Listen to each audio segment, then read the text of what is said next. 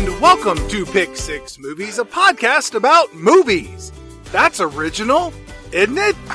Here, each season, we select a theme and then we curate 6 movies all based on that theme. And this is season 26. It is 26, right? Okay, and our theme this season is Domo Arigato, featuring 6 movies all about robots.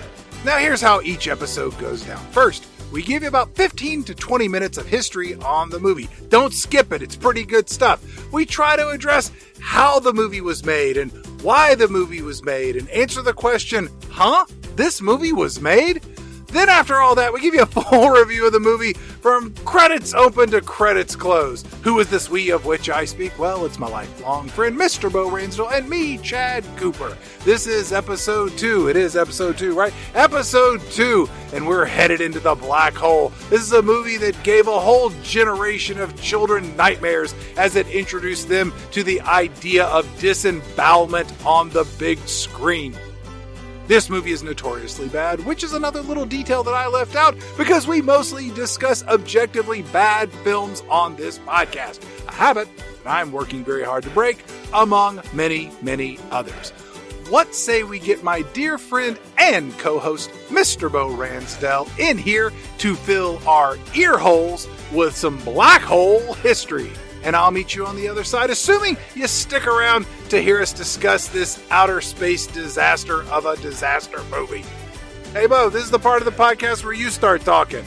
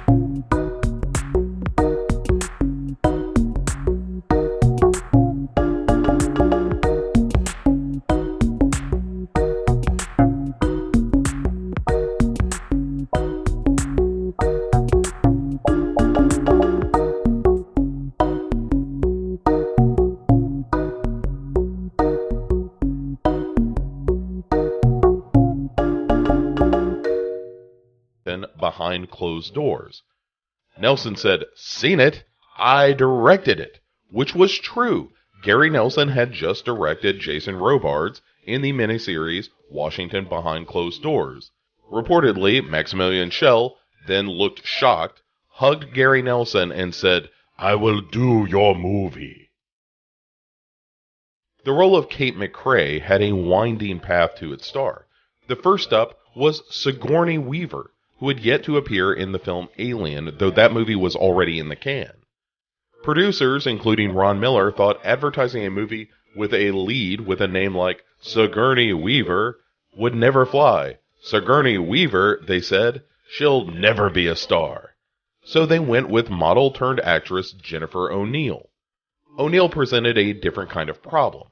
For the movie, they would mimic zero gravity, and Jennifer O'Neill's long hair, which she was known for thanks to some advertising of hair care products in national commercials, would never convincingly float. So they had to get her to cut her hair. She agreed on a couple of conditions. One, if her stylist, Vidal Sassoon, would do the haircut himself, which he did. And that O'Neill could have a couple of drinks while this was going down, dampening the pain of losing her long locks with a lot of wine. So they would cut an inch of her hair, and she would have a glass of wine. And they would cut another inch, and she would have another glass of wine. A lot of wine.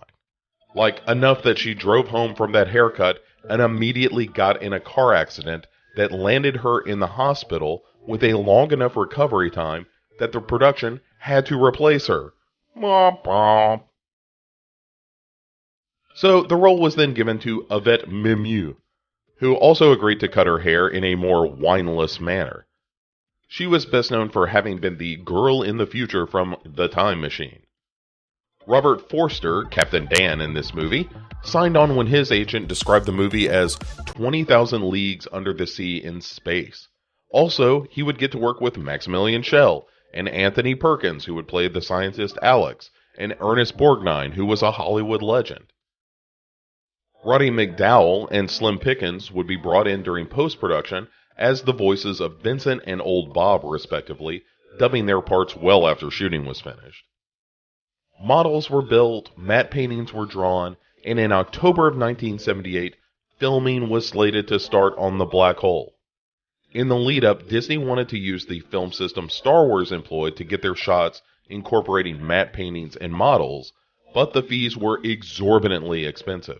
So, producer Ron Miller, who also happened to be a VP of production at Disney, said, "How about we make our own?" So they did. In just a few short months, they had a computer-driven system in place called ACES, a rival to the technology used by Star Wars a couple of years before. And the Black Hole would mark a lot of firsts for Disney.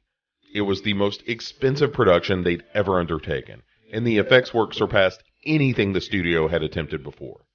To make the robots appear like they were floating, dollies were placed beneath them, or wires painted the color of the background were employed above them. The actors who were wearing wire harnesses to achieve the zero-G effects were sent to astronaut camp to learn how to move and operate in a place that simulated zero gravity.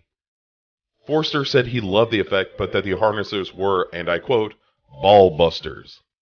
As filming began, director Gary Nelson prohibited anyone not involved with the shoot from entering the sound stages where the movie was being made, some of which had been used on 20,000 Leagues Under the Sea. We'll get back to that. Some believe that Nelson wanted an air of mystery to surround the production, but it's just as likely that the director hung no entry signs all over the place to keep people away because he was concerned the movie they were making just wasn't all that good, what with not having an ending at all. Yeah, the movie still didn't have an ending yet. So let's get back to some firsts for this movie. To shoot the film, over 150 matte paintings were used, almost doubling the previous record set by Mary Poppins, which had 80. And to make the titular Black Hole, well, they took a tank of water 6 feet deep by 6 feet wide, filled it with water, and then put a propeller at the bottom of the tank. They then dumped colored lacquer into the swirling water, and the whole thing was lit from beneath by 16 lights. 16 lights, as it happens, gets quite hot, and the tank ended up exploding, but not before they'd captured the footage they needed of the swirling colors, which would be rear projected onto the matte paintings during shooting. Also fortunate, the studio where the tank exploded was one of the sound stages used for 20,000 Leagues Under the Sea, so all of that water going everywhere kinda didn't matter. Then we come to the big death of the movie. It was always in the script that Anthony Perkins' character Alex would be murdered by the imposing robot Maximilian, a sure way for Disney to secure their PG rating. However, the holding up of the book was improvised on set, and a great way to show the effect of the whirling blades of Maximilian's arm without a big spray of blood. It was still awfully effective thanks to Perkins' reaction, and audiences were legitimately taken aback by this implied violence. The line that follows where Shell asks to be protected from the robot was also improvised, but they kept it in because of the ambiguity it lent to the character. Was Maximilian Schell actually afraid of the robot Maximilian? Or was he just crazy? Or was he just goofing? You don't know. So they shoot every day for 26 weeks, 4 days off for the holidays, from 7 a.m. to 7 p.m. Otherwise, you are going bell to bell, people.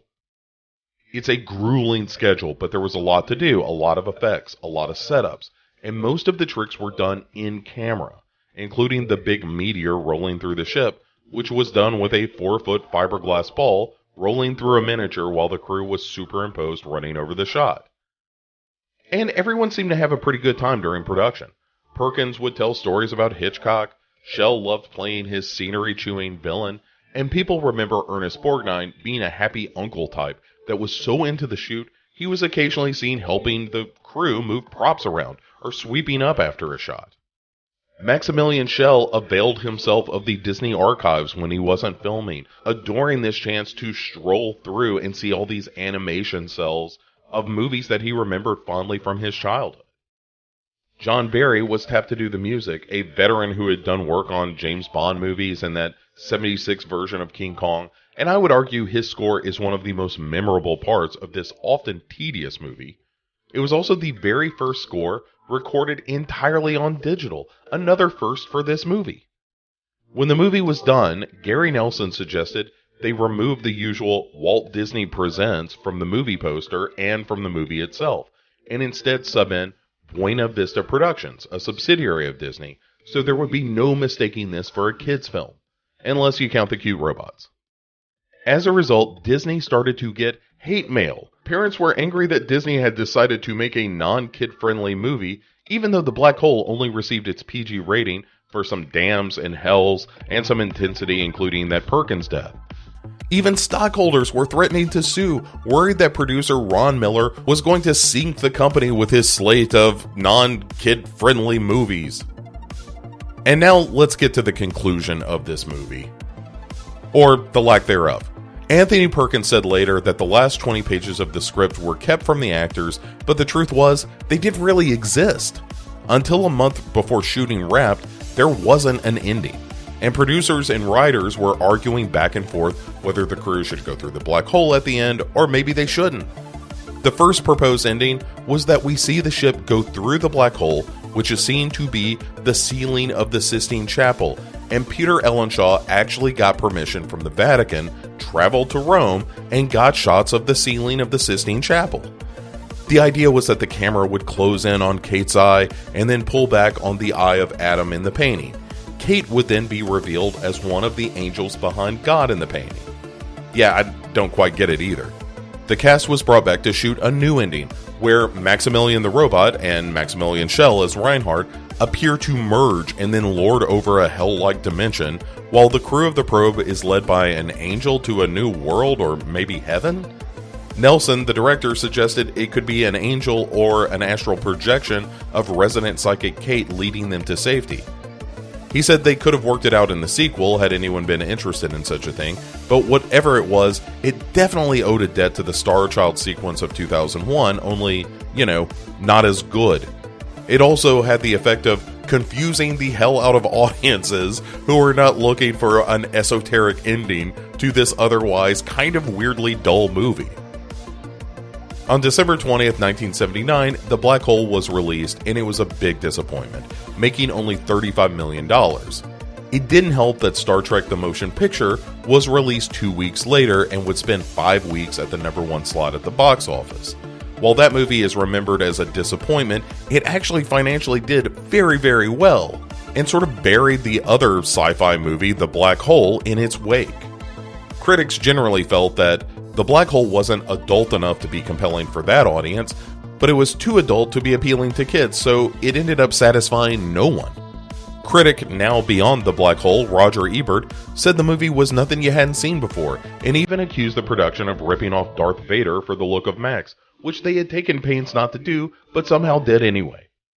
Still, it racked up a couple of Oscar nominations for special effects, but it didn't win thanks to a little movie starring Sigourney Weaver called Alien. As recently as 2010, Disney was considering a remake from director Joseph Kosinski, who did that Tron sequel. You can even see a poster for The Black Hole in an early shot in that movie. But that was canned when Tron Legacy didn't do so hot at the box office either, and then Disney acquired Lucasfilm. Why do a remake of a knockoff of Star Wars when you could just make more Star Wars? Still, every so often the title comes up as a potential for a remake, even though in 2014, scientific spoilsport Neil deGrasse Tyson called The Black Hole the most scientifically inaccurate movie ever made. Know-it-all. Despite its failure, The Black Hole did pave the way for slightly more adult fare from Disney, including The Watcher in the Woods, and Tron, and The Black Cauldron, and Something Wicked This Way Comes, a terrific film if you've never seen it. It has a legitimate legacy, even if it's a slightly tarnished one. And now that you're an expert on all things Black Hole like me, let's get Chad in here and point the show directly at the event horizon. Ladies and gentlemen, Vincent's and Old Bob's, it's 1979's Buena Vista Productions' The Black Hole.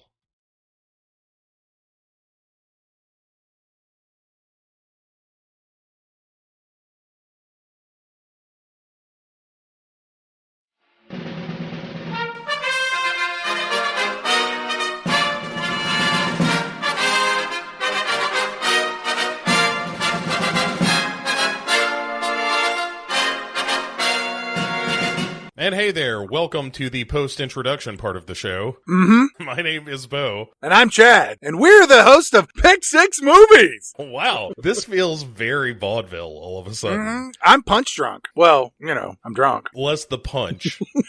Unless you're drinking some sort of spiked punch. The crazy thing is that it's like 8:15 a.m. where I am. That's not crazy to me. I think we're doing this in celebration of the death of Jimmy Buffett, who once said it's 8 o'clock somewhere.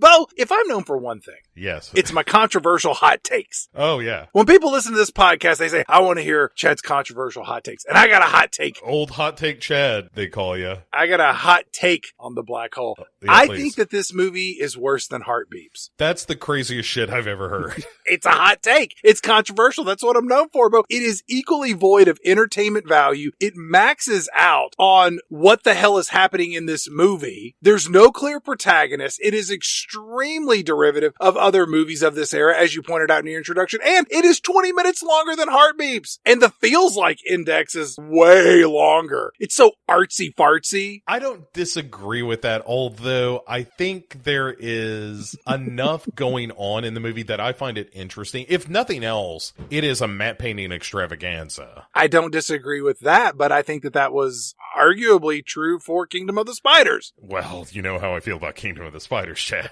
I do. So I have a soft spot for matte paintings and miniature work. So even when the people on screen are saying really boring shit, which is most of the movie, Yes. there is an artistry to this movie that a Heart Beeps has a touch of with the Stan Winston makeup, but this is just on such a grand scale of people trying to do effects in a way that had never been done before in some cases, or effects work that was bigger than had been attempted before. And I find that really interesting and something that captivates me when I watch it. And also the ending of the movie is so fucking batshit that I sort of love it. Stop apologizing for this movie. I'm not It's apologizing. awful. I'm telling you that this movie is objectively better than Heart Beeps, because Heart Beeps is a movie that defies the very idea of entertainment. And it's 20 minutes shorter. And it is equally boring and equally unentertaining. The first 2 minutes and 28 seconds of this movie is just the musical score playing with a black background. And for every single man, woman, and child who watches this movie on a streaming service, they immediately, collectively, 100% are thinking, is something fucked up with this? Wait, why is there no picture? The audio? Let me start it up. Wait, what, huh? This was unsurprisingly one of the last movies to ever do this Lawrence of Arabia business, where they just play part of the score at the beginning of the movie Jesus and do the Christ. overture. It used to happen a lot, and this was one of the last movies to do it, and I don't disagree. I didn't think there was anything that I could hate more than opening credits, but if you're going to give me 2 minutes and 28 seconds of just a black screen with music playing, you know what you can do, Bo? You can go fuck yourself. At the time this was made, this is where people were coming in late. All the assholes that show up wanting to miss the credits. This movie is like going to see a live band. What time's the show? 9, but they got an opening act. Then there's going to be an intermission. Then I heard that his buddy's going to come on stage for third. Like, so when do I need to show up? 4 hours later. Okay, then that's when I'll be there. I wish that every band that had an opening act had 2 times listed on the ticket. Yeah. One time is when, hey, this is when you can get into the show, and this is when we're really going on. So if you don't want to listen to John Mayer pluck some acoustic cover of Jeremy or some shit, Right. No. then you Nobody can skip wants all that. of that and go straight to what you really came for, which was that Nickelback reunion. I'd never seen this movie until watching it for this podcast. I'd seen bits and pieces of it, and I had a vague memory of the tepid controversy around it being a Disney film and the PG rating. But as you noted in the intro, it's not really a Disney film at heart, or at least what modern audiences think of a Disney film. As you noted, it's certainly more in line with traditional disaster movies or 20,000 Leagues Under the Sea in outer space. But I do want to point out, Disney did make Old Yeller, where they shot and killed a rabid dog. So that's kind of a downer. And Rogue One more recently had a bit of a less than upbeat ending. Touchstone Pictures is all Disney, and they did all kinds of outlandish stuff. There was a movie prior to this one that Disney released but didn't produce that was rated PG. What was it? I don't remember the title off the top of my head. It's a movie that you've never The Kid with the heard of. Broken Halo, starring Gary Coleman. Maybe. Who knows? It was some bullshit. On the Right Track, starring Gary Coleman. I think it was the episode of Different Strokes with the guy who ran the bicycle shop, starring Gary Coleman. Hey, here's a season idea. Coleman and Coleman. Gary Coleman and Dabney Coleman movies. Any excuse to do both War Games and Cloak and Dagger. 9 to 5. I'm genuinely shocked Cloak and Dagger has not appeared on this show yet. Henry Thomas. What a downfall, huh? He's in those Mike Flanagan horror movies these days. Whatever. Like Dr. Sleep, which you asked me about the other day. He does the Nicholson part in Dr. Sleep. They talk about peaking early. You come out of the gate and you're the biggest thing in the world, and then He's had a bit of a renaissance. I mean, much more lower key, doing character actor stuff. Of course, because nobody cares. Right. Well, he was in that awful E.T., and that launched him into fame. I'm shocked that you have such a dislike of E.T. I think E.T. is one of the most overrated, bloated, uninteresting movies. I would rather watch The Black Hole than I would watch E.T. Shame on you. I know. Shame on you. Ugh. It's been a long time since I watched it. I need to go back and give it another day in court. But the last time I watched E.T., I remember thinking, this is the last time I will ever watch this movie. The last time I watched E.T., I choked up at the end. You want to know why? Because I was sober. The same thing happened to me when I watched Guardians of the Galaxy 3 recently. You choked up at the end of that? Pfft, baby. I did. Not at the really? end. Because of all the animal stuff? It was when the animal friends start getting murdered in front of him. Look, I'm a soft touch. That's why, how do you not like E.T.? You were such a soft touch. You cry at Publix commercials or when you see old people fall down. When I'm laughing at it, you're like, no, this is sad, Chad. Because E.T. looks like a scrotum brought to life, and there is nothing charming about that. It says you. Gross. And also, I never care about E.T. in that movie. There is nothing about that character that I find endearing. I think it looks gross. I think the glowing heart is stupid. I think that his superpowers, like he can bring plants back to life. Who gives a fuck? Anyway, give me a real honest-to-goodness mutant that can shoot lasers out of their eyes like Cyclops from the X-Men. And when he dies and gets sick and a little boy gets sick alongside him, then I will cry. All right. Anyway. Let's talk about this movie. So we get some opening credits, which I know you love. And it's a real computery kind of font. X and Y axis. Yeah. Green, kind of checkerboard pattern. And we get our first look at the cast. And I would argue this is a stacked cast for the time. I agree. You hustle through the cast pretty quick, but then they start bullshitting around with things like production designer Peter Ellenshaw. I'm like, who cares? Did you not listen to the introduction? Peter Ellenshaw came out of retirement for this. Nobody cares. We are 4 minutes into this movie when it decides to officially start. I do like the John Barry music, which you get not only in the overture, but also in the credits. I think that's good stuff. He did, all that James Bond stuff. We talked about him during our James Bond season. I always think of John Barry with Dances with Wolves. That's my go-to John Barry. Yeah. When was the last time you watched that movie? Whenever they were selling those VHS tapes at McDonald's. When you could get one for 99 cents along with a shake. What a fucking insult that was to the filmmakers. You went in and bought a value meal, and for $1 more, you got an Academy Award film. I liked Dances with Wolves the first time I saw it, when it was called Avatar. We then see the expanse of space. Yes. And it is pollaked with stars. Uh-huh. And we hear the unmistakable voice of Roddy McDowall as Vincent the Robot, spouting off a bunch of pretentious robot voice directions on how to steer a spaceship that they're flying. Did they cast Roddy McDowall because he sounded like C-3PO? Probably a little bit. This is a reference that is probably going to pass by you, but Vincent the Robot is the robot equivalent of Jean-Luc Picard from Star Trek The Next Generation. You just can't turn around without some Shakespeare or something coming out of his mouth. I get it. You're smart, all right? Right. You don't have to impress the rest of us, robot. Then we hear all of our movie's principal male characters having this back and forth with Vincent about more spaceship nonsense. And it's just a bunch of jibber jabber about rotate these degrees and quasarks and vector units. And then we finally see the spaceship, the Palomino, and I immediately mistook it for the USS Swine Trek from the Pigs in Space opening on The Muppet Show. Huh, when I turn invisible, I look interesting. When it happens to you, you look weird. One of my favorite Pigs in Space episodes. But you're not wrong. The Palomino does look like the SS Swine Trek.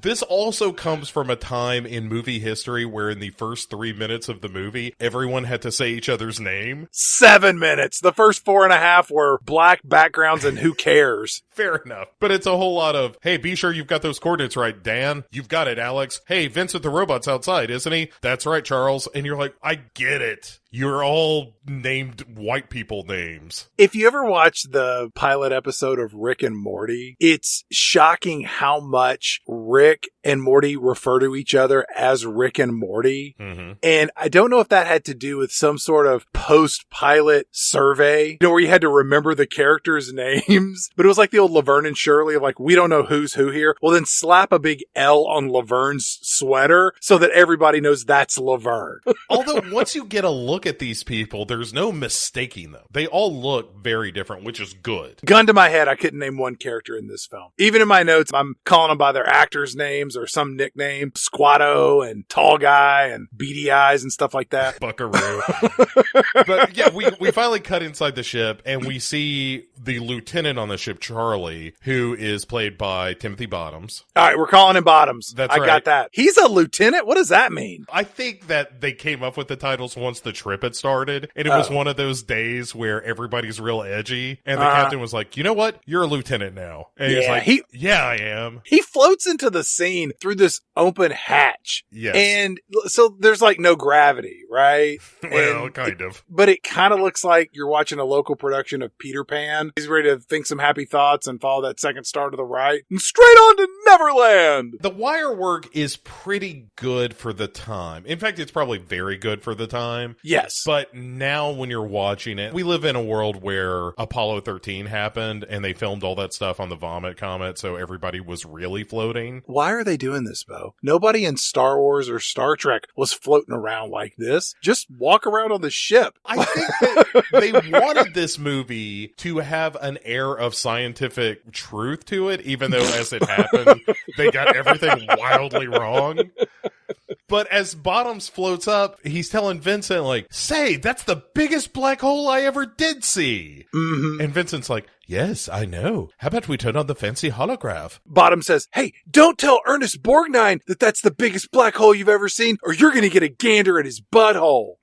Hey, did somebody say butthole? Oh, jeez, here he is. After he shows up, Dr. Kate shows up, played by Yvette Mimieux. Okay. She wants a look, too, at this hologram of the black hole that they've got going on. So now it's Bottoms, Yvette Mimieux, and Ernest Borgnine and the robot all gathered around looking at this holograph. Yeah. Robert Forster shows up, but he continues using Peter Pan wires to go up to another floor. I don't want any part of this. Whatever's going on in here. I'll be upstairs if you need me.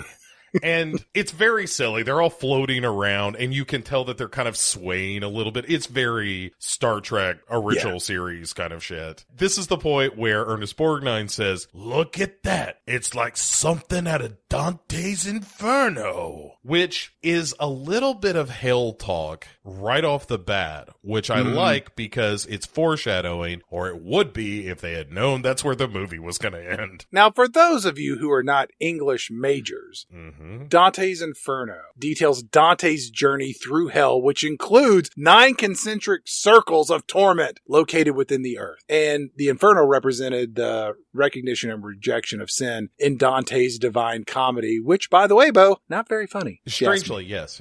Yeah. It's all about the soul's journey toward God. We also get to see Anthony Perkins here. He is forever and always Norman Bates. And Robert Forster, is he the captain? Yes. Because I didn't know who the main character was in this movie even till now, which, welcome back to the podcast. We last saw him tracking down an alligator in the sewers back in season 16, episode 2. Now, is Alligator a better movie than The Black Hole? Of course. Absolutely. Yes. No one's going to make this argument. Jesus Christ, no. Alligator has a giant-ass alligator attacking a car. Yes. Maybe one of the top 10 movies we've ever watched on this show. Right. And if you don't know Robert Forster from Alligator, he was also also the male lead in Jackie Brown, and he was the guy who gave Walter White his chemo treatments in the penultimate episode of that show's final season. Yeah. And Ernest Borgnine, if you don't know, to younger audiences, he was the voice of Mermaid Man on SpongeBob SquarePants. And he's also known for telling those three hosts of Fox and Friends on live TV that his secret to long life was that he masturbates a lot. Every day is what he said.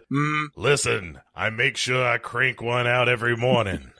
It's a reason for me to get out of bed. You don't give a shit about anything. If you were on a television show and you lean in to a stranger and talk to them about how much you're jerking off. Ernest Borgnine, who I'm He had his Oscar for Marty. Right. He had an Oscar. He'd been in movies to one degree or another for, 50 years at that point?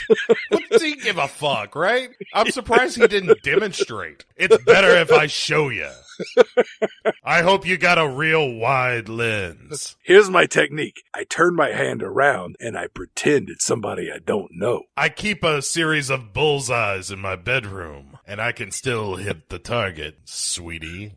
On Thursday nights, I put my hand in a bucket of ice water, and then when I pull it out, I can't feel anything on the rod or the handle. I glued a couple of gloves to my Oscar.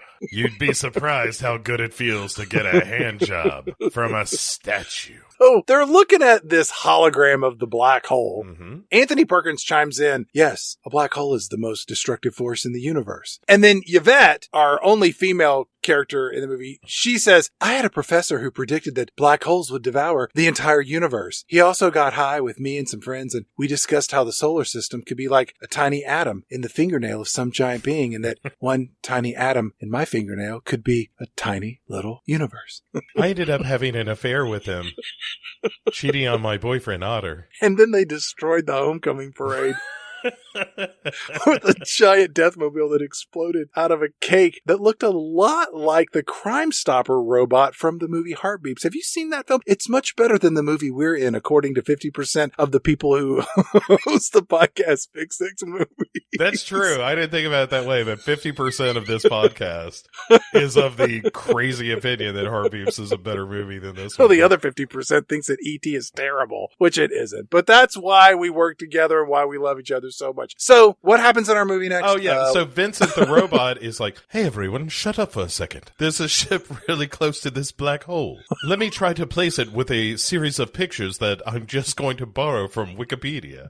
So, that is flashing. And that's the point where Yvette Mimieux is like, how could something get out here ahead of us? Because we're supposed to be this spaceship on the edge of all we know. And that's where Vincent is like, oh, my goodness, that's the Cygnus. Hey, Yvette Mimieux, isn't that the ship that your father was on? Oh, yes, it is. It disappeared 20 years ago, and I'm 30, which means it's been 20 years since I've seen my father. I hope this is important to the plot of the film, but it probably won't be. Yeah. Ernest Borgnine, he jumps in and he's like, hey, anybody here ever heard of the commander of that ship, Dr. Hans Reinhardt? And then Tony Perkins, his ears are like tingling. Oh, my God, yes. He's like, Ernest Borgnine, did you ever meet Commander Reinhardt? Did he smell good? I imagine he smelled like sandalwood with skin that's both simultaneously rough and smooth to touch, or so I've heard. That guy was a real stuck-up asshole.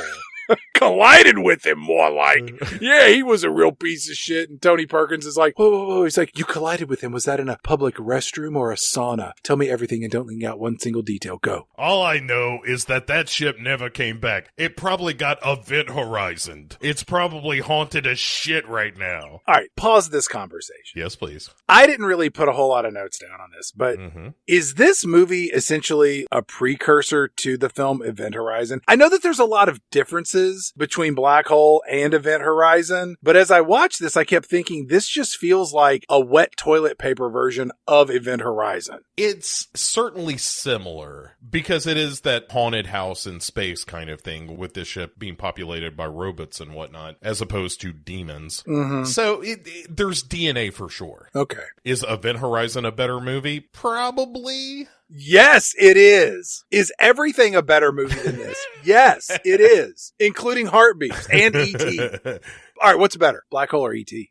Sophie's Choice I there. would rather watch Black Hole than E.T. I thought you were going to say you'd rather watch Sophie's Choice. I've never seen Sophie's Choice. I only know what Sophie's Choice was, and I felt like knowing that, I didn't need to watch the rest of the movie. Fair enough. At this point, Anthony Perkins says, yes, I heard that the ship either refused a request to return to Earth or they never got it. Some people don't get messages from other people because I've sent Reinhardt a letter every day for the last 3 years and I've never heard from him. I'm sure that he just probably never received my handwritten letters and all of the pictures I drew of he and I together, me combing his hair, or us sharing an umbrella, or riding a Vespa in Rome on holiday together. Hey, put it back in your pants, pal. It's not like you're on a talk show. Yvette chimes in. Can we talk about my dad possibly being on that ship? Like, that thing just disappeared with my father on it. Oh boy, here we go again. Bottoms chimes in. If we can get close enough, then Vincent the robot and I, we can get on that ship using tethers. Anthony Perkins points out, why, the ship hasn't moved at all since we first saw it.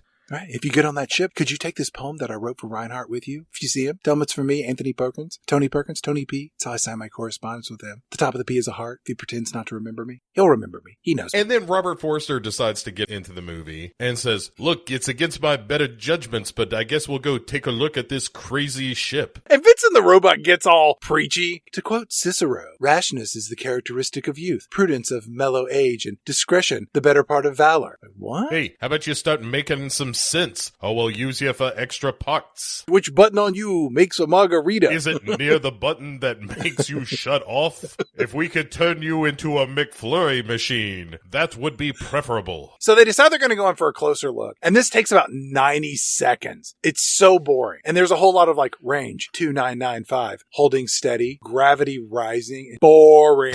Editor, get in here and do your job. But as we get close to the Cygnus, we get the real look at the ship, which I think is very cool. I think it's a very interesting design to this ship. They splash a big flashlight on it and they're flying around underneath it. And then gravity comes on, whatever the hell that means. And the Palomino starts to tumble towards the black hole. And we get a scene that nobody wanted or needed in this movie where it looks like they're going to fall into the black hole and then they don't.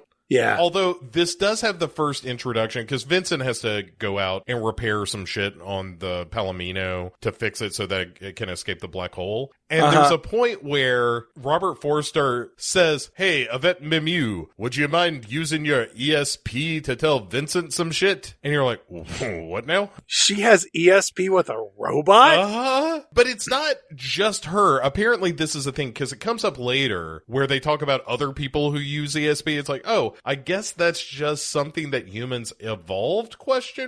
You already touched on the terribleness of this script and the slapdash way it was put together. That was just something that they forgot to white out. She's in possession of a very new power or a very old one. She goes into this trance and she says, Vincent has a stupid quote for us. There are old pilots and bold pilots, but few old, bold pilots. How fun. Wait, hold on. Now he's telling me a limerick. It's about a man from Nantucket. And oh my God, I can't say that. I'm not sure how any of that helps. Does it? So Vincent closes or opens a hatch or something, and the tether attaching him to the ship snaps. Who cares? But he has like a magnet on a backup tether, so no worries. So they stabilize their ship after about 10 minutes of boring space stuff, and they drift by the larger ship. And then the big ship turns on its lights. Blom. And then they capture a little Ring doorbell footage of who's nosing around their property up on the ship. And Yvette looks out and she's like, hey, I see people on that ship. I know it. I feel it. You remember, I have ESP with robots? Whatever. Bottoms apologizes to Robert Forster for getting up in his grill about possibly leaving Vincent behind when they were close to the black hole. Robert Forster says, hey, don't worry about it, Pally. We all have a soft spot for the little guy. Which leads me to believe that he has fucked this robot. Absolutely. I think he has, Bottoms has, Ernest Borgnine definitely has. So they land the ship. The small ship on the big ship. And again, at this point, I'm real unclear as to who's the captain, engineer, navigator, cook, ship psychic. Well, I'm pretty sure that's Yvette, but everything else is up for. The crew is reunited with Vincent the robot, who says, out of the frying pan and hopefully not into the fire. Boy, I wish this robot would be quiet. Jesus Christ, it's like listening to a metallic fortune cookie 24/7. Are we sure we can't turn his vocal pack off? Hey, and if he tells you something with ESP, tell him to shut it. The crew gets on the big ship, and Captain Robert Forster says, hey, Bottoms, you stay on the ship and make sure nothing interesting happens while we're gone. He's like, yes, sir. And then Vincent the robot says, yes, Bottoms, some people must serve by standing around and doing nothing. That's you. You are useless. I was programmed to educate and remind you of how much of a useless tool you are. It's a real prissy comment because Bottom says, you know, Vincent, were you here just to annoy me? And that's where Vincent the Robot says, no, to educate you. And you're like, yeah, I'm going to shoot this fucking robot. Because the filmmakers don't know how to edit this movie or write their way out of this scene, it just ends with Bottom saying like, I never thought I'd be playing straight man to a tin can. Then Bottoms walks a few paces away and then he spins around like a gunslinger with his laser blaster and he just stares into the camera awkwardly. Mm-hmm. You might be surprised to learn that was improv. I'm not surprised by that at all. I don't know that for sure, but I mean, it has to be, right? Because in the script, if it says, and then he does this really dumb twirly thing with his gun and looks right at the camera. Someone should have been fired. Well, yeah. I think several people were. So our other 4 crew members and Vincent the Robot, they go on to the Cygnus spaceship. And Vincent the Robot is immediately shot with a laser blaster. Mm-hmm. And Ernest Borgnine says, so much for the friendly theory. These assholes are killing robots left and right. And it shoots a gun out of Robert Forster's hand, too. Yeah. Ooh, cracked shut. And Anthony Perkins says, they could have killed us if they wanted to, but they didn't because Dr. Hans Reinhardt is a gentleman and a scholar and a father, a mother, a lover, a shoulder to cry on. He's everything you've ever dreamed of, and he's so much more. Can you see the sweat stains in my pits? I sweat a lot when I'm nervous and sexually aroused. I mean, when I'm on a new spaceship. Oh my God, oh my God, oh my God. I can't believe I'm going to meet him. I don't know if any of you have heard the legend of his lap, but I hear it's the most comfortable place in the universe. To put your face and take a nap. They're led through a series of doors that are opening, so they go through them. Yeah, that's some good filmmaking. Sure. And then we see these red robots with these twin blasters march through the room that they were just in. They look like cherry-flavored stormtroopers. From Star Wars, not from Nazi Germany. Sure. Lest anyone be confused. Sorry. Leave it to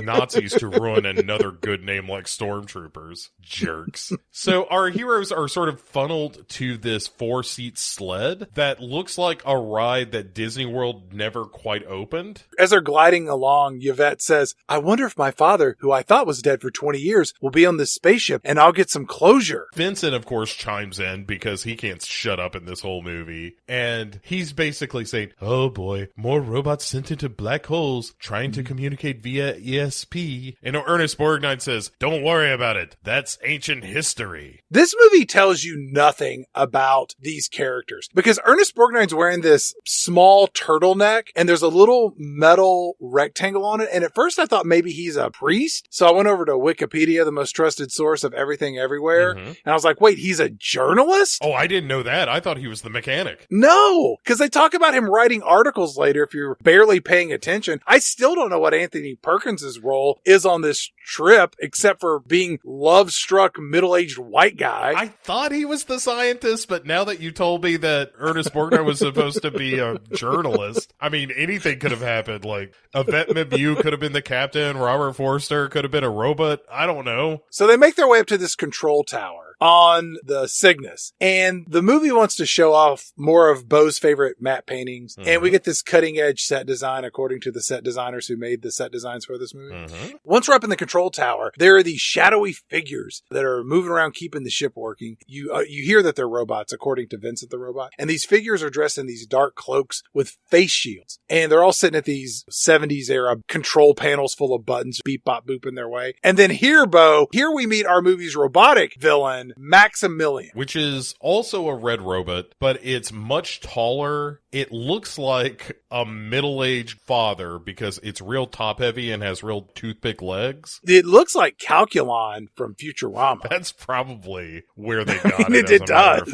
It's got the same little antenna sticking up. Yes. That's a show that never really found its footing. That was a show that could be great or just dull. There are definitely great episodes of it, but it wasn't consistently great. Yeah. Although that episode with the dog is fantastic. Did you ever see the film that they did that addressed that episode? No. It's pretty good. They came back and they resolved the issue with the dog because people were very upset about that dog. I feel like you should just leave well enough alone. Let people be upset about the dog. The way that they do it's pretty clever. The show finds a way to not make it feel forced, but for people such as my wife that watched it and were just really distraught about the dog, the fact that the dog found resolution, it's It's wild. But anyway, go watch Futurama. Don't watch The Black Hole. Oh, we also didn't mention that when they see Maximilian, Vincent the robot says, identify yourself. And this robot whips out these two arms with these spinning Ginsu knives of just death. Uh-huh. You could definitely cut a tin can with those. And Robert Forster says, hey, boyo, this is the story to end all stories. An abandoned ship run by robots with this red robot in charge of the other robots. There's definitely no human robots on this ship. It's just robots. You would think so, but guess who it is? What? And around spins Maximilian Schell as Reinhardt. Not quite, Robert Forster. Allow me to introduce myself. My name is Reinhardt, pronounced with an Einhardt. Don't get too close or I might break your heart. And then Anthony Perkins just passes out. You see, they all work at my command.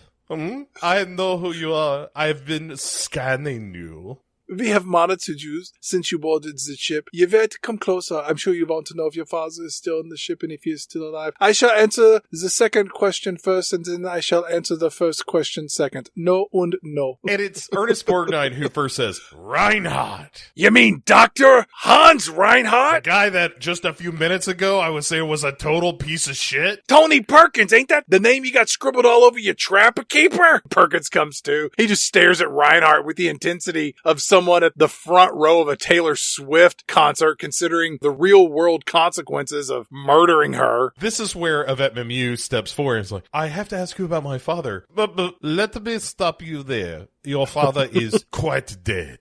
Oh, well, I had that 10 minutes of hope, so I'll relish that forever. Let's talk about what Reinhardt looks like in this movie, because most people haven't seen it, because my notes say he looks like a modern-day stunt double for Mandy Patinkin. Oh, that's pretty good. The beard is really there. Or Chris Pine after 5 years of being blacklisted in Hollywood. Jack Black, if he went on a radical diet.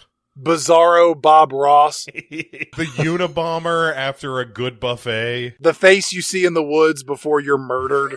Yeah, for sure. I especially like it. We'll get to it, but there's a moment later in the movie where he like super ages all of a sudden, and it's quite funny. But Reinhardt seems surprised when they tell him like, hey, we never heard what happened to you. And he goes, what? You mean the crew never made it back to Earth? Let me come up with an amusing story that's complete bullshit. During our mission, we encountered some meteorites and we were disabled. That sounds plausible. Communications were smashed by the aforementioned meteorites. I told the crew, I said, abandon ship, return home to your loved ones and families. I stayed on board because I am the captain. Yvette's father stayed with me, but I mentioned he is dead, and I have been here for 20 years, and I made all these companion robots to keep me company because, what can I say? I am a romantic. So it was the lasers that shot your gun onto your robot, but that is because my robots thought you were aggressive, and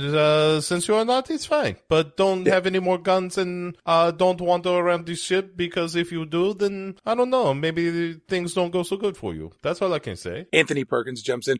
Sir, no act of aggression was intended. I am not aggressive at all, unless you're into that kind of thing. I can be aggressive or passive. I can be whatever you want me to be, Reinhardt. Just say the words. Before you start soiling yourself on the front side over here, how about you let us repair our ship, and oh, by the by, we can offer you a ride home if you need one. Why would I ever want to go home? You are my guests. I have no desire to go back to Earth. I have developed anti-gravity forces to prevent us from going into the black hole. I heard your cries for help, but I am the movie's villain, so you can see that puts me in a real pickle. And then Vincent the robot has this standoff with Maximilian, and Reinhardt says, what does this remind me of? Oh yes, that famous story from that book, I forget the name of it, David and Goliath, classic confrontation, only this time David is outmatched. I was like, that's not David and Goliath.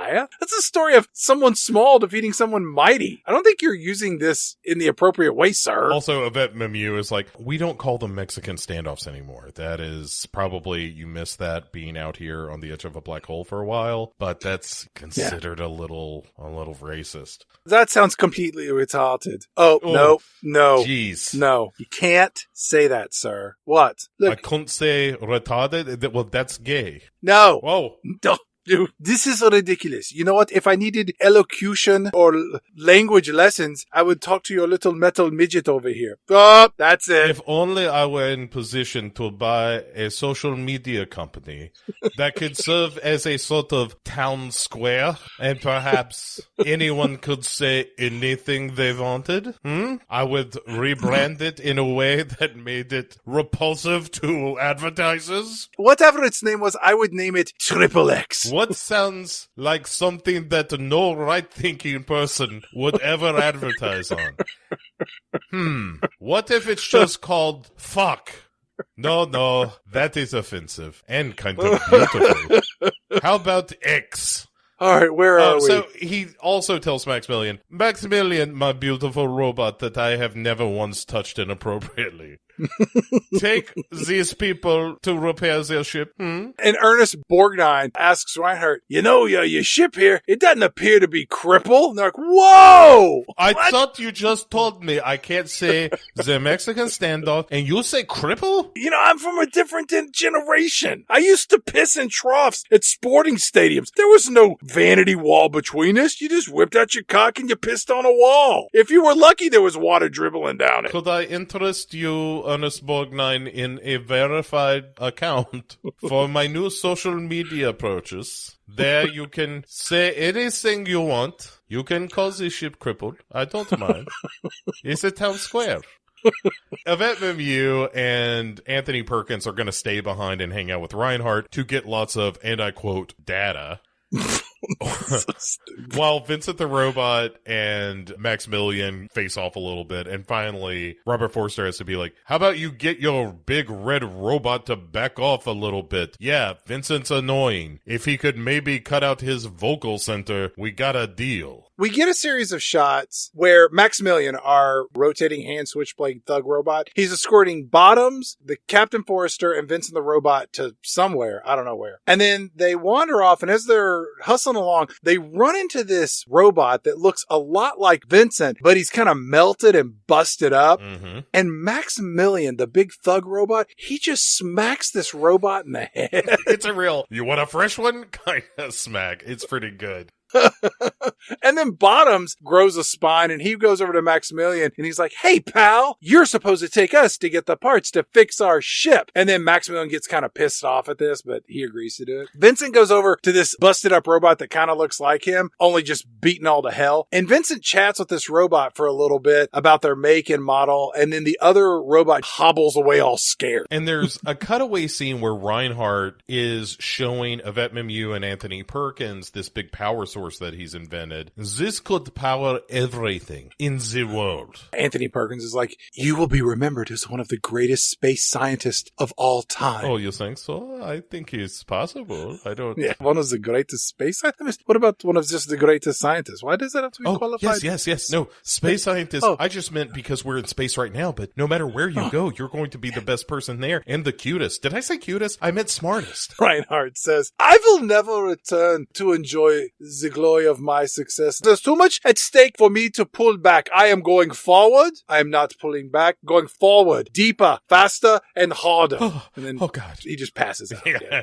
Meanwhile, Ernest Borgnine kind of ducks off this impromptu tour. Hey, I gotta take a shit. Look, I assume that even though you got all these robots around, you got a couple of turlets around here, don't you? Do the robots shit? Never mind. Don't tell me that part. Just tell me where I can find the head. So we come back to that little transport ride because they use that a lot in this movie. And Captain Robert Forster, he sees a group of 6 robots carrying another robot in what looks like a casket down below. And he wanders off to go find some German expressionism film set design where I guess people once lived in very small space apartments with trapezoid shaped doors, but it's all empty now. There's no people, just leftover clothes and photos. How sad. Which is kind of important, at least from a detective Robert Forster point of view. Sure. Because if Reinhardt said, all these people, they took off in escape pods, I don't know where they went, and you open up the closets and, hey, here are all their clothes, then something's a little fishy. Something's rotten in Denmark. And he goes through this other door, and this is where he sees those 6 robots carrying the coffin from before. And it's a straight up robot funeral. Yeah, they just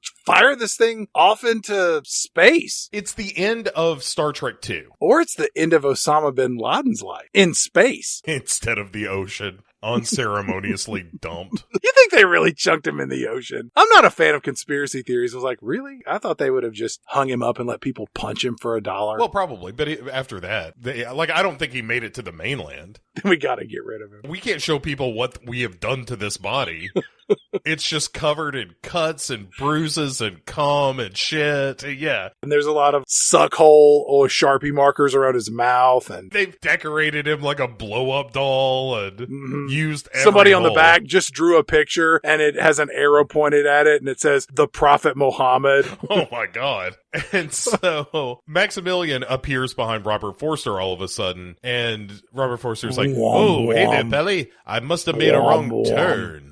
Bwom, bwom. I will say that Maximilian in this movie emotes more than any of the human actors. Certainly more than Yvette Mimieux. Ernest Borgnine wanders past a door looking for the crapper, and instead he finds this cloaked figure at a control panel next to a greenhouse, and Ernest Borgnine says, it's quite the layout here. You guys got indoor plumbing on this ship? Can you speak? I got a shit. Where's the head? El Toileto? Do people come through here a lot? Can I just use the corner? That Reinhardt, he loves to play God. I wish he played fucking plumber more often. Oh, God, I gotta fucking pinch one off. What is this in this other room? A whole greenhouse? I'm gonna plant a couple of potatoes of my own. He peeks through this window and sees a large greenhouse full of all kinds of growing vegetables. And it's like a football field long, if not more. It's giant. Yeah. And then the cloaked figure leaves, and Ernest Borgnine follows him, but immediately loses him because Ernest Borgnine has to walk with his cheeks pinched together. It's a lot of left foot, right foot, left foot, right foot. Also, he notices that this robot has a limp when it walks. Back on the Palomina, that Robert Forster is telling the rest of the crew about the funeral that he saw. Hey, I saw a funeral with robots. They fired another robot out into space. It was fucking crazy. I suggest we get out of here as quick as we can. Something fucked up is happening around here. Vincent the robot says, a wolf is a wolf, even if it doesn't eat your sheep. And Bottoms is like, will you please shut up? What the fuck are you talking about? Just repair the ship, you loudmouth jackass. And then Vincent the robot says, I'm doing the best I can. A pint cannot hold a quart if the pint is doing the best that it can. And Bottoms is like, oh my God, will you shut up? Quit giving us these half-baked analogies and metaphors. Who programmed you? Henry Wadsworth Longfellow? Listen, Captain Robert Forster, I don't know how well this thing can hear, but as soon as we get this ship fixed, can we shoot this thing into space? Because I cannot, we've got a long way back. Find out where that funeral room was, and we're going to load this son of a bitch up and thunk him out like a potato cannon. Look, we just say that Maximilian thing killed it. Nobody's going to miss him. Nobody cares. These things come off a production line. Nobody gives a shit. This is just, he's garbage. Once he fixes the ship, then we'll murder him and we'll get that old melted one. He probably knows how to do the same job. Plus, we can fuck that one. I'm tired of fucking this one. Yeah, he's old and busted, but there's something about that kind of turns me on. Back in the command room of the movie, Reinhardt walks over to Anthony Perkins, who is staring out these like floor to ceiling windows into space, pretending to play hard to get. And then Reinhardt walks over and he asks Anthony Perkins, let me ask you, are you interested in black holes? Oh, yes. I mean, wait, what did you mean? I've waited my whole life to be asked this question. The answer is always yes. It doesn't matter which black hole you're talking about. And then Yvette shows up and she says, well, you know, they're long tunnels to nowhere. And Perkins is like, or somewhere. Maybe they go somewhere. These are places to be explored, Yvette. Maybe we should just send something into it and see what happens. Maybe into it and then back out of it and then into it again, like he was talking about with the power source. Reinhardt says, Anthony Perkins, you are a man who longs for a sense of his own greatness, but has not found his true directions. And Perkins says, perhaps I could find it here if you're in no hurry for us to leave. And then Tony Perkins darts his eyes at Yvette with this, beat it look. I found my special purpose. I found my special purpose.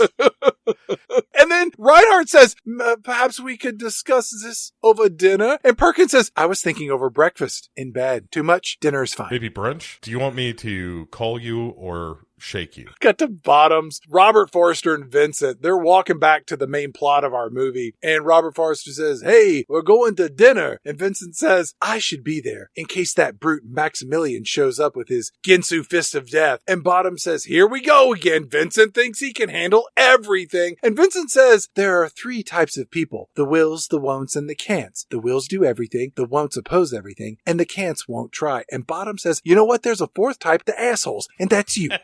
By the way, they pass this shooting range, and immediately they're like, hey, Vincent, how about you stay here? These robots, and they're practicing their skeet shooting with lasers. If everything goes right, maybe you'll get accidentally shot. All the robots in there are red, except for this one sharpshooter that's all dressed in black. And here we meet that melted old robot, Bob. He's that busted up version of Vincent. And naturally, Vincent goes into this room to see what's happening because he's just an asshole. I'm sure he's going to drop a little 2 birds, 1 stone type wisdom on him. Mm-hmm.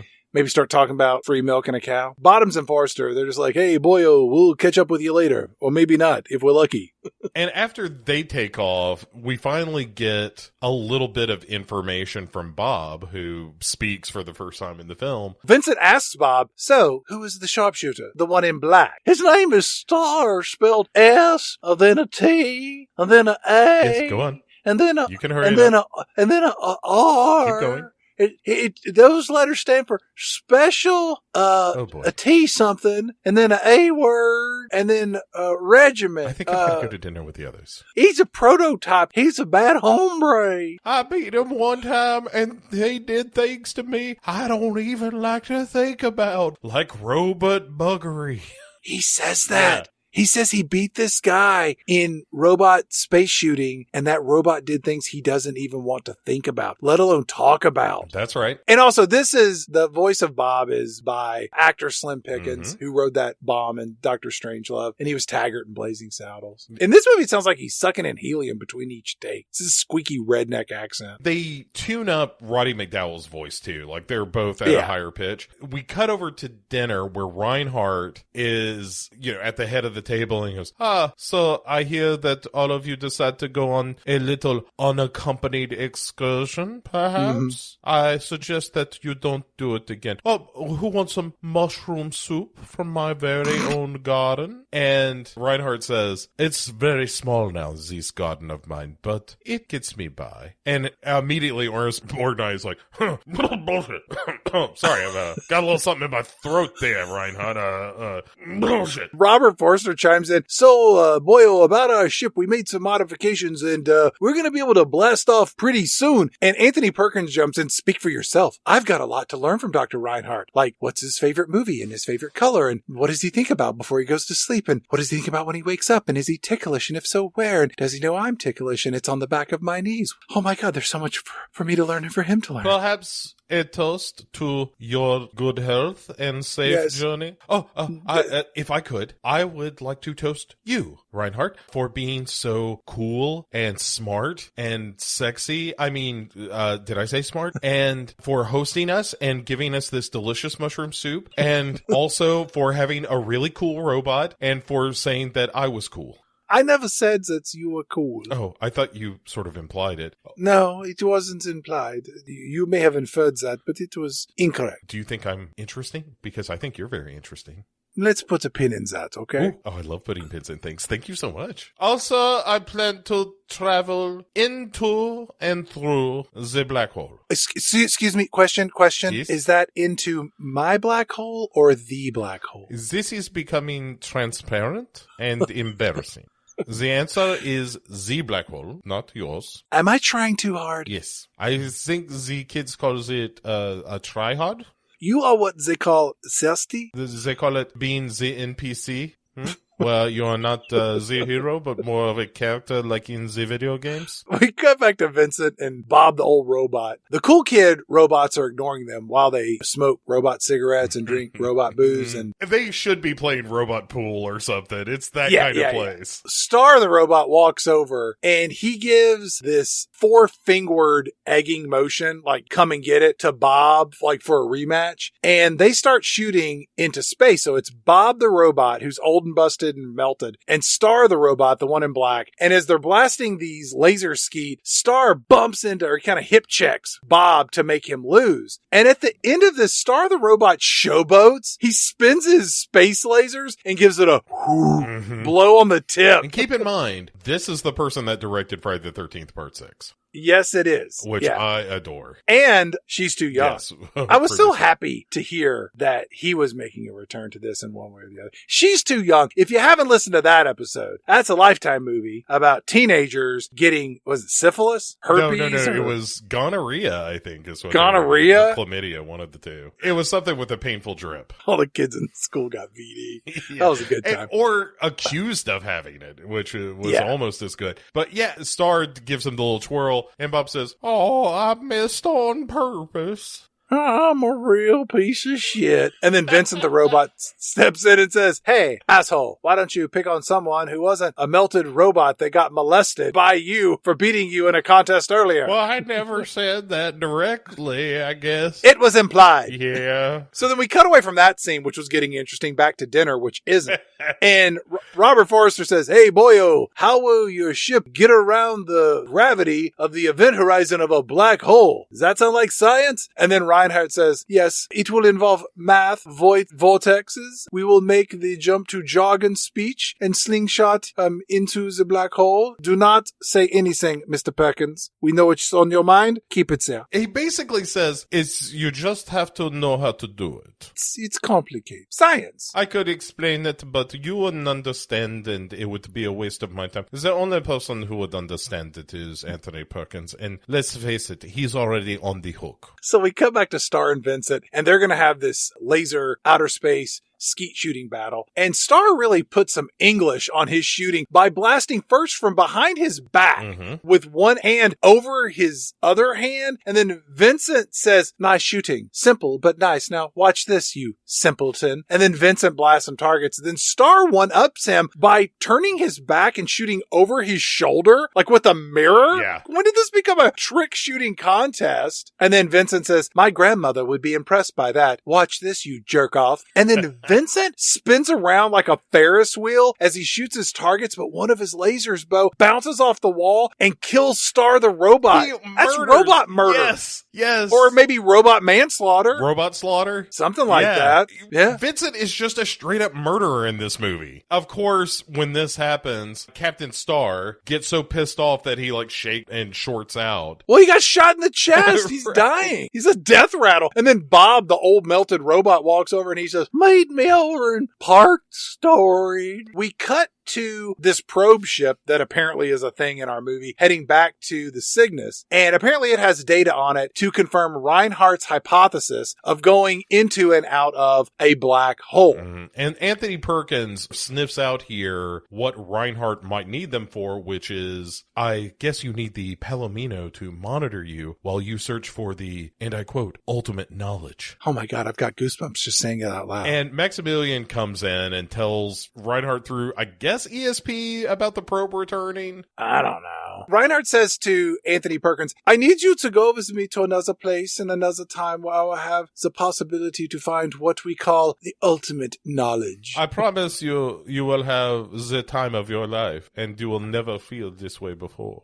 Maximilian, the big red thug robot, shows up, and Reinhardt says, "Maximilian, the probe ship is about to dock. Continue, everyone here, eat your meal of mushroom soup and whatever bugs are floating around in it."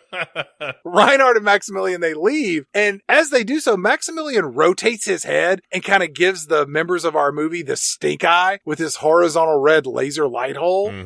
I kind of liked it as he was leaving. It's like this, assholes.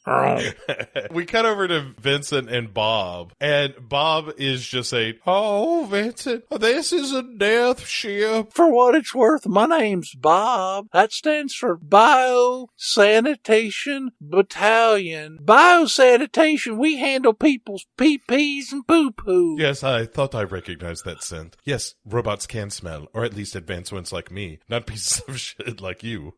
Now listen, I couldn't speak freely earlier, but I got a yarn to spin for you. If Maximilian knew you were here, it'd be the death of us both. I can permanently rearm your lasers if you want, but you need to know your friends are in grave danger. This is a death ship. This is going to be the biggest news you've heard all movie. Just hold on to your robot parts. Cut to another scene that isn't nearly as interesting. Where we head back to the dinner party. Yeah, where Ernest Borgnine is like, hey guys, now that he's gone, I gotta tell you this. That small garden thing, bullshit. I don't know if you heard that when I did the coffin thing earlier. But I gotta tell you, over near the romaine lettuce, it's extra fertilized. Also, helpful hint, pro tip, don't eat the romaine lettuce. Somebody shit over there. Or the mushrooms. It wasn't me. Just kidding. It was me. Twice. Okay, 3 times. By the way, is this mushroom soup running through any of you guys? I gave it a real Zoe Deschanel, if you know what I mean. Robert Forster brings up the funeral again, like, hey, if you think all that shitting in the garden stuff is weird, wait till you hear about this funeral I saw. What? Anthony Perkins is like, hey, everyone, I think maybe we need to give that cutie pie the benefit of the doubt. Ernest Borgnine is like, did I tell you about the robot that had the limp? That was fucked up too. How about we just grab Reinhardt, throw him on the Palomino, chuck that fucker into the black hole, and then we take the Cygnus home. The big ship. We get the hell out of here. We could go on that piece of shit rust bucket Palomino, or did you look around this place? It's pretty sweet. They got a whole robot shooting gallery. Also, did you see all the places to shit? So we cut to a room where these 3 large lazy Susans with 4 insets that are the size and shape of a normal human body. They're slowly rotating, and these person-shaped holes are getting zapped in the head with blue laser beams. More on that later. Then we come back to Bob and Vincent the robots, and Bob shows up and says, yeah, these poor sons of bitches are what's left of the crew. They've been kept alive by means I don't understand. Remember, I pick up poo-poos and pee-pees from people. I'm not that smart. Yes, you're very stupid. That's what they tell me, but I do know that those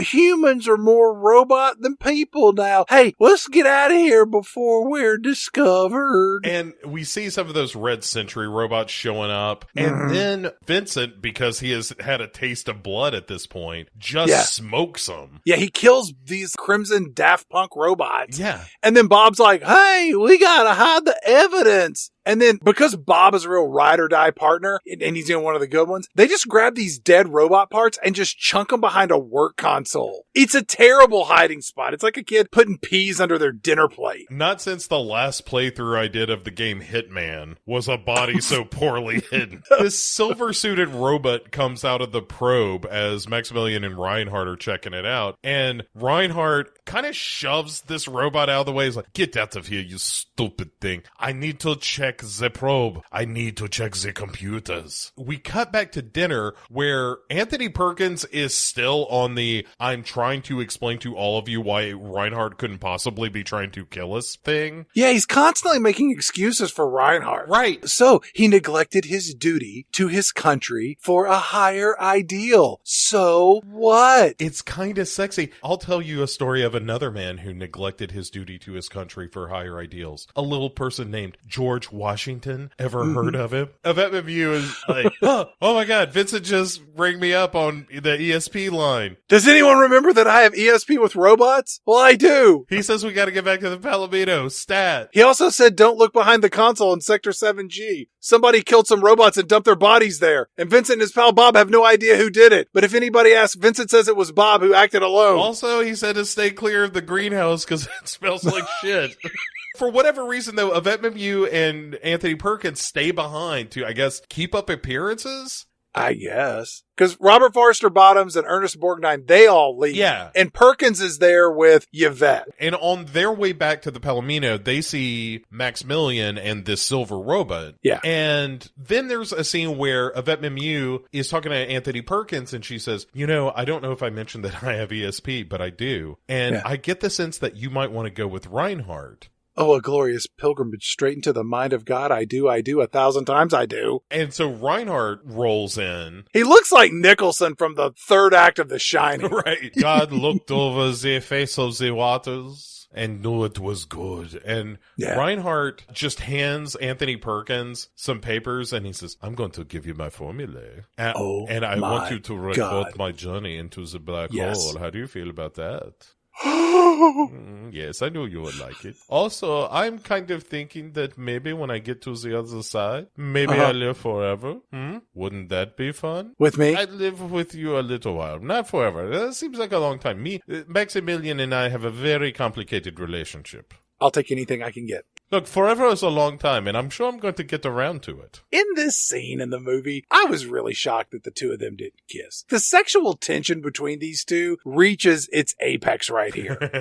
Yeah, it was sexy. I liked it. Meanwhile, Bob is waiting for the crew on the Palomino with Vincent, and he says, oh, you know that story I was going to tell Vincent? Well, here's the whole skinny. It turns out that your dad, Kate, died trying to mutiny, and then Reinhardt turned the rest of the crew into them robots you see all over the ship. And this is where Ernest Borgnine is like, you know what I said about taking the Cygnus? Fuck that. Fuck them. Let's get out of here. We gotta wait for Yvette Mimieux and Anthony Perkins. Like shit we do. I say we get the hell out of here. Forget this whole risking mutiny bullshit and becoming one of them robots. Yeah. And I also like that Bob here is like, by the way, if you see any of those robots, kill them bitches. Death is their only release. Murder them all. Vincent is like, by the way, those busted ass robots that we definitely didn't kill are being searched for. And that's where Robert Forster is like, all right, start a countdown. We're getting out of here. By the way, tell Kate to get Anthony Perkins back to the ship. We've got an unclear plan that we need to put into action. Basically tells Vincent, be sure you tell her why. That'll fuck her up. We cut to Reinhardt, Anthony Perkins, and Yvette, and they're going into the master control room or whatever. Maximilian's there. This is the big holodeck to make the ship fly. And Yvette says, hey, Anthony Perkins, we need to get back to our ship because they're going to blast off right away. And then Reinhardt looks real pissed off, and Anthony Perkins says, well, I'm not going. I want to stay here, and I want to get into that black hole. I want to explore it, and I want to experience it. And this is where Vincent sends some ESP to Yvette and tells her, hey, we got to leave, that the robots are people. Right. And Yvette Mimieux looks stunned by this news, as one would imagine. Is one of them my dad? Is he not really dead? Ernest Borgnine is starting to get a little antsy in the pantsy, where he's like, we need to go. TikTok. There's a black hole out there. See above regarding, fuck these people. I don't want to be a robot. And meanwhile, Yvette Mimieux calls Anthony Perkins over and is trying to fill him in on the down low about the whole robot situation. And Reinhardt kind of stalks up. What is wrong, Yvette? You look ill.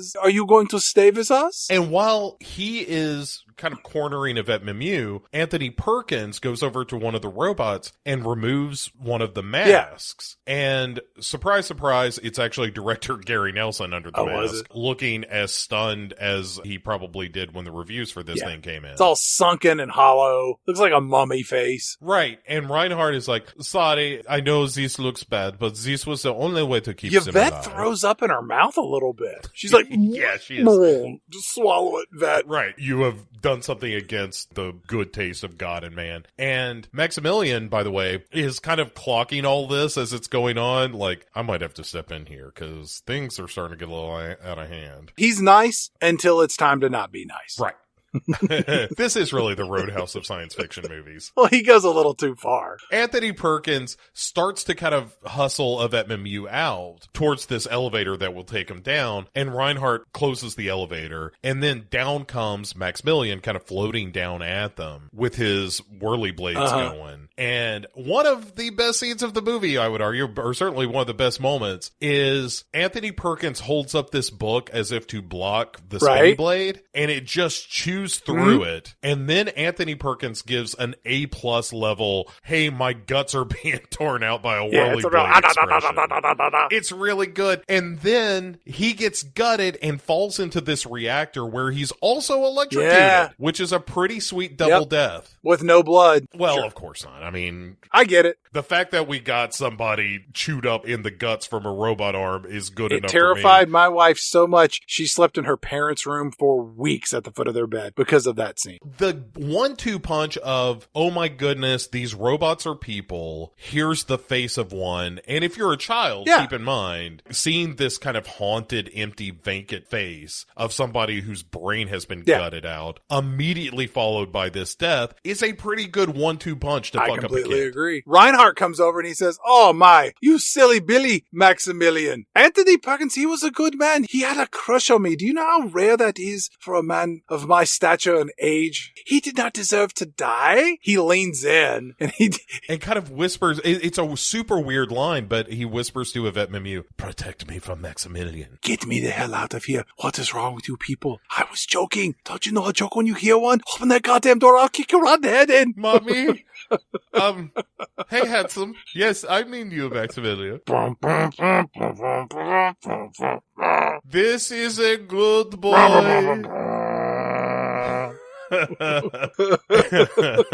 Oh man, what a wonderful scene that is. But anyway, so a bunch of these red sentries open the elevator doors, they grab Yvette Mimieux, and Reinhardt says, take her to the hospital, and by hospital, I mean the place where they fry the brains. Sort of like that thing from the Muppet movie where Mel Brooks is going to zap Kermit the Frog. Have you seen that? He's a classic movie. No? He's good. You should watch it. Great. Before you take her to the hospital, take her to the theater so she can see the Muppet movie. She doesn't have to watch the whole thing. She can stop watching as soon as you see Mel Brooks and the zappy thing. At the end, he says, ribbit, ribbit, and because he's crazy because he had the brain zap. You can take her to the hospital after that. And you know what? Let her watch the whole thing. Because Animal becomes super big and he's beating drums. It's crazy. It's a crazy movie. But then take her to the hospital and we fry her brain. Then when you put her in the thing, she's going to think, oh, Mel Brooks did this to Kermit the Frog right before her brain gets zapped. And then she do me a favor. Pick up the phone and call me. If she says ribbit, ribbit after we zap her brain, make a video. Send me the video because I've got to see that. Do you have the TikTok? Can you TikTok her saying ribbit, ribbit? It's going viral is what happened. Maximilian, go down there, make sure they film on the TikTok. I'll be fine. I'm just going to sit here and watch the black hole. Look, Muppet movie, only 90 minutes. I can wait 90 minutes before I get immortality. Especially for the Muppet movie. It's quite funny. Paul Williams' music is very good. Whole crew leaves to go save Yvette. I don't remember how they know that she's there. I'm sure ESP is involved. Except for Bottoms. He stays behind because that's kind of his job to be useless on the ship. And then Ernest Borgnine's like, hey, I'm going to stick around too. My stomach's not feeling quite right. You know what I mean? All that mushroom soup. I'm afraid I might have a blowout at 86 miles per hour. One small step back, Reinhardt calls down and is like, Robert Forster, yes, your friend Yvette Mimieux and Anthony Perkins, surprise, surprise, wants to stay with me. And that's the point where Vincent's like, Robert Forster, that's all bullshit. Anthony Perkins is dead from Maximilian, and they're taking Yvette Mimieux to the hospital. But first they're taking her to see the Muppet movie? I think we have time. They just got to the part with Harry chasing them in the used car lot. Yes, we have time. But so they head to the hospital with old Bob leading the charge. Right. And they've stuck Yvette into one of those little human-shaped holes on this giant lazy Susan for ribbit reprogramming. And while this is all going on, the Cygnus is firing up its engines and is positioning to go through the black hole. So we have what some people like to call multiple layered interrelated action. About this time, a Sentry robot finds those poorly hidden robot parts. And then Reinhardt is shown on a video transmitter and he says, they what? Oh my goodness. It is time to liquidate our guests. And then alarms start blaring and the Cygnus is now blasting into the black hole. And we know this because Ernest Borgnine says, hey, that man's headed us straight into the black hole. And everyone applauds because they said the title of the movie for the 15th time. Robert Forster leaps into action. He fires off some laser blasters to save Yvette before her brain gets turned into oatmeal. Dude, she is in this silver sleeping bag with honest to goodness tinfoil on her head. It's real conspiracy theory style tinfoil. Not since the Weird Al song Foil has tinfoil on the head been so prominent. I loved it. So Robert Forster wrestles with one of the robots and gets its face under the robot laser and it blows up. And then a couple of more red robots show up and they handle those. And then Yvette Mimieux and Robert Forster dress up like the people robots And Reinhardt sees this over his video cameras. So he says, excuse me, attention to all the robots. Just kill anything humanoid between the hospital and the Palomino. I know it's maybe an overreaction, but, you got to break a few eggs to make an omelet. Say, I like that one. That sounds good. Shut up, you! You gave us away, you son of a bitch. Yeah, and then this all ends with a lot of pew pew, bing bong, and then robots are shooting at our heroes. There's a laser gun blast. I mean, it looks terrible. Even for the time in which it was made, it all looks cheap. It's a little dull, too, because it's basically, hey, we got pinned down. Oh, those robots on our side saved the day. Now let's get moving. When the good guys shoot the bad guy robots, they just fall off the ledge like poorly stabilized, cheap department store mannequins. It would be 100 times better if every time one of them fell off, you heard a good old-fashioned Wilhelm scream. Bob gets shot, but nobody cares. And you think he's going to die, but then Vincent flies down and catches Bob before he crashes. And Bob says, or whatever. First fighting I've done in 20 years. I just wish it was Reinhardt or Maximilian in that battle. I want to kill both of those goddamn sons of bitches. Say, can we just fly over and kill some of them human robots? Just to make me feel a little better. I'm still not sure who the protagonist in our movie is. It's a little muddled. One would assume it's Robert Forster, but it's really kind of Vincent the robot. Know. Reinhardt gets so upset by all of this, he just smacks himself in the head repeatedly. And then Reinhardt tells his robots to just let him fly away out of the sky. Captain Robert Forster calls back and he says, Hey, Bottoms, Ernest Borgnine, you gotta blast off without us. And instead, these two go back to the main ship. Once they arrive, some more red robots show up and there's more battles. Then Ernest Borgnine does something pretty sweet as he does this old man stunt move and he falls down the way old people do. And he's like, shit, I hurt my leg or something. Old war wound or football something. And Bottom's like, you look pretty hurt, old man. Why don't you just stay here and I'll go find the other crew members? So Bottoms leaves. And then Ernest Borgnine goes, that dumb son of a bitch, I'm leaving by myself. When did he become such a self-serving asshole? He just doubles back to the Palomino. I guess he became a self-serving asshole right around the time that he was like, fuck everybody else, let's take off. He was still all for one for all when it comes to the good guys. He didn't care about the robots or Reinhardt. Now he's just like, I'm looking out for number one, and I'm trying not to step in number two, if you know what I mean. I'm talking about my shits. He seemed pretty okay with leaving a couple people behind. Like, hey, we've got the lion's share of us. And that's me. He decides he's going to take off, which is what he does, and then blows up immediately. Yeah, they shoot him out of the sky. So at this point, Vincent says, I've got a great idea. I got it from Anthony Perkins before he died. How about we take that probe right into the hole instead? I don't think that's exactly what he was talking about, but, inspiration comes from the most surprising places. Any port in a storm, that's what he said. And then meteorites, in quotes, which are just glowing paper mache balls, start hitting the ship, which are being dragged in by the black hole. There's this roller coaster ride on a sled, which really leads me to believe that somebody in Disney was like, this is going to be a ride. Quite possibly. Once this thing takes off, we are going to make this ride. Our heroes run through the main corridor, wherever that is, and they find themselves eventually back on the set that they used for the greenhouse earlier, because that's where they end up. And then Centurions show up and they chase them around. There's more laser blasts. Then a hole gets punched in the greenhouse by a meteorite, and you'd think everybody's head would explode or they would just violently get sucked into space, but none of that happens. Everything just ends up covered in dust, and our heroes gently fly upward towards the hole in the ceiling like they just shotgun a can of fizzy lifting drink. I do like the shot when they're going across that big main corridor and you see the meteor rolling through the ship. I think that still looks pretty cool. I mean, I'll give you that, but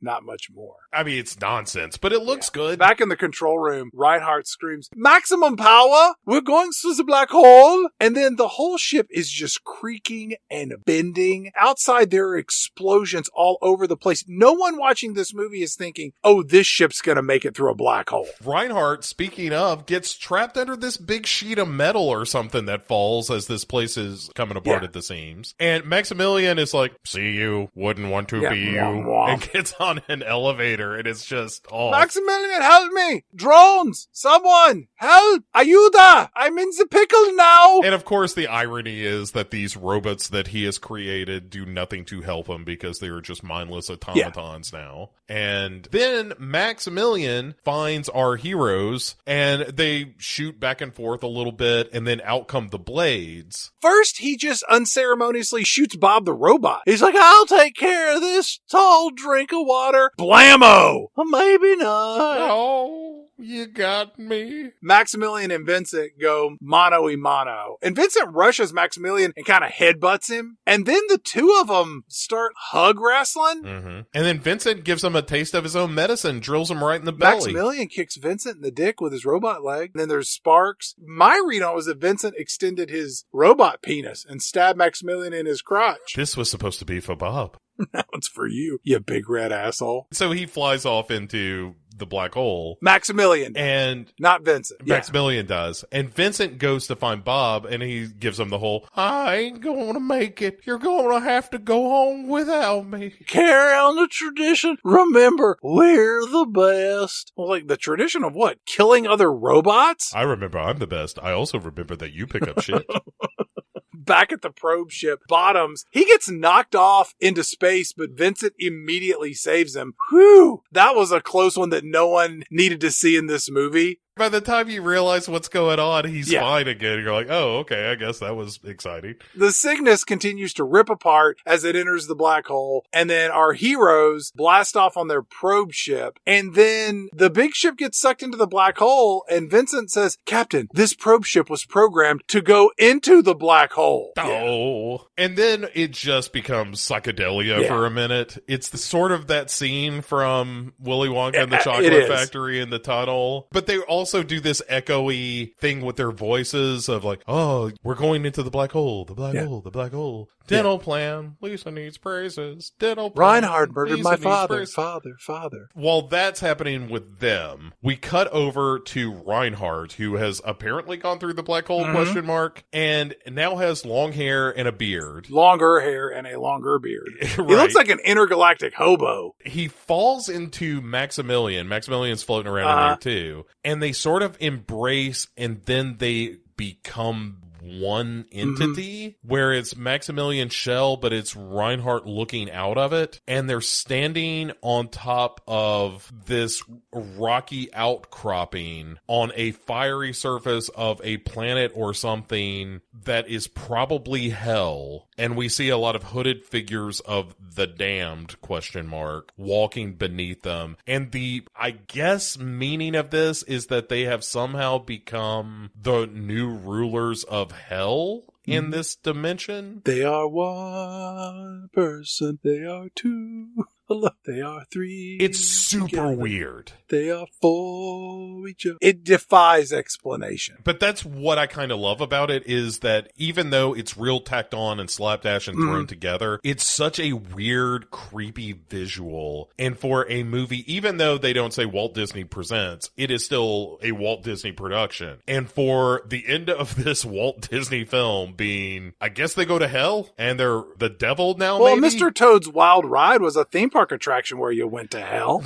Right. And they took that shit out. Unfortunately, the park's the worst for it, if you ask me. It's still at Disneyland. Oh, is it still in California? Yeah. Oh, I need to go to California. They also have legal weed there, so I've heard. I definitely need to go to California. Well, then the movie goes from hell, and we fade into this crystal arched tunnel where we see a woman in white with blonde hair leading the camera somewhere like the other side of this tunnel. And then the probe ship exits and everybody's okay. And then we see a planet that is Earth or something. Maybe. I mean, I think that it's supposed to be, or originally was certainly intended to be, but they also backlight it so much that you can't really tell. The end. The music swells and they're safe, or they're in heaven or something. That's it. And that's the end of the black hole. I dislike this movie so much. As I said at the beginning, it's boring. It's pointless. There were moments that were somewhat interesting to look at with the matte paintings. It's not good. I like it more after having talked about it, and I liked it pretty well already. Yeah, it's a very weird movie. That you should never watch. It's technically really interesting. The acting is okay. The story is nonsense. I kind of love Maximilian Schell in it because he's having a ball as Reinhardt. And I like the visuals. I think it's visually interesting. It feels like a cult movie. Like, this is a movie that I could see being a midnight movie and people really getting into it if Disney allowed such a thing. Or maybe they do, and maybe just people aren't interested. I think it's the latter, not the former. You're probably right. But I would love to go see this at a midnight screening with a bunch of nerds that were into it, because I think there is something to this movie. I think the ending is bonkers in the best possible way. That hell imagery stuck with me for years and years and years and years, almost as much as Anthony Perkins getting drilled by Maximilian the Robot. There are certain things about it that are just stuck in my brain. And if you've never seen The Black Hole, I know you are going to disagree and say don't ever see The Black Hole. No, I agree with that statement. If you've never seen it, I am going to say the counter to that, which is if you've never seen The Black Hole, you should probably watch it at least once if you find 70s sci-fi interesting, because it's a great example of that, because it's sort of esoteric and trippy and weird and technically interesting. I don't disagree with that, but I will say that you should never watch this movie. But for the next episode, I want to let you know. Yes. We've watched some real trash from like the 1980s, 70s, whatever. It's time to get into some modern day filmmaking. Not too long ago, we reviewed that remake of Child's Play that I quite enjoyed, surprisingly. And about the time that movie came out, there was a trailer for a film that I thought, hey, this looks like Child's Play, but with a girl robot. And that girl robot's name was Megan. Bo, that's what we have on tap for 2 weeks from now's episode. The movie Megan, about a girl who meets a girl robot and they become friends and they avoid a lawsuit from the people who remade Child's Play. This was a bit of a cultural phenomenon. Yeah. And I am interested to revisit it because I saw it in the theater. I now want to go back and watch it in the unrated version, which I'm curious about. We'll see how it goes from there. We will see. I mean, the movie is shameless in how it rips off about a dozen other movies and just doesn't care. Absolutely, it doesn't care. It's a Blumhouse film. Which is one of the greatest things about it. Yeah. It doesn't care in all the best ways. It's got kind of a mean spirit to it, which I like. It tries to do a whole lot of things and fails on every single front. So come back and see us in 2 weeks' time. If you want, like, rate, review. If you have recommendations for this season, send them in. We'll consider it. Will we do it? Maybe. Who knows? Or maybe you get lucky and you're going to pick something we're already going to do. You could email us and say, hey, why don't you do Megan? And then when it comes out, you could say, you know what? I did that. I'll give you credit for it. I don't care. I'll mention you by name. Also, you send me an email at pick6movies@gmail.com. Say, hey, do Megan. I will mention you on the next podcast that it was inspired by you, random stranger who listens to us rattle on about movies. Bo, any final thoughts that you have when it comes to The Black Hole? Oh, I just think that the devil was quite attractive rather than that Fred suit. I was just wondering if maybe that now that we're in the black hole, we're interested in entering another black hole, Mr. Devil. Whatever you say. That's only Perkins. Wait a minute. Your mother is here? Oh, God, mother. Not mother. Oh, God, the blood. We'll see you in 2 weeks' time, everybody.